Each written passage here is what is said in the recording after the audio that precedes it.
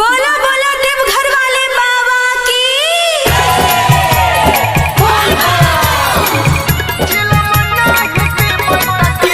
Sachin ji sound Harkama DJ master Sanjeev ji का mobile number है 99313016 नचत जेबे भोला के दुआरिया हरे बन जेबे हम हो कांवरिया हरे सच sound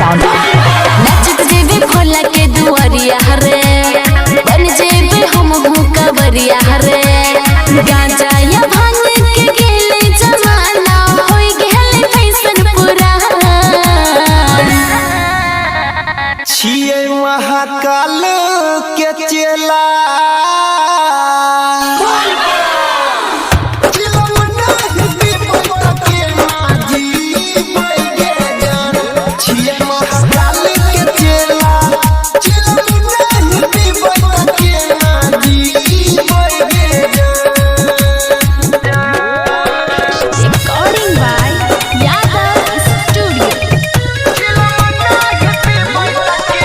Sachin ji sound Harkama DJ master Sanjeev Kumar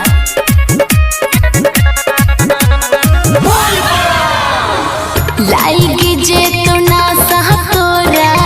जइबे भकुआई भोला नगरिया फिर नहीं पहुँच पहिबे आई सच साउंड पूरा सावन भर हमारा मिलल छै ऑफर मरबै गाजा के दम कटतै कठिन सफर सिख जे तो ठोर कर उठ तौने तोहर बतिया हमर मान छिए महाकाल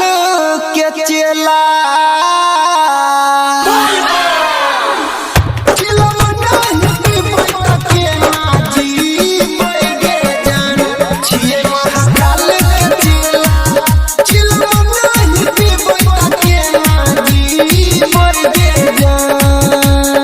मिक्सिंग मास्टर राजू कुमार सिंगापटी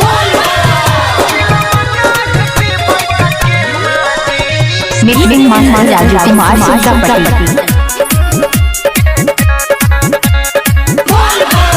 पीले सिगरेट ऐसा इच्छा नहीं करे कर तो नहीं खराब ही तोहार मूड रह तो ठीक करे सच साउंड कौर गुरु महाराज तीनों लोक के राजा कोहर भंगिया धाधुर के छै अलगे मजा अनिल पंकज पर बिन सुनै बोलन कैना दा छिए महाकाल के चेला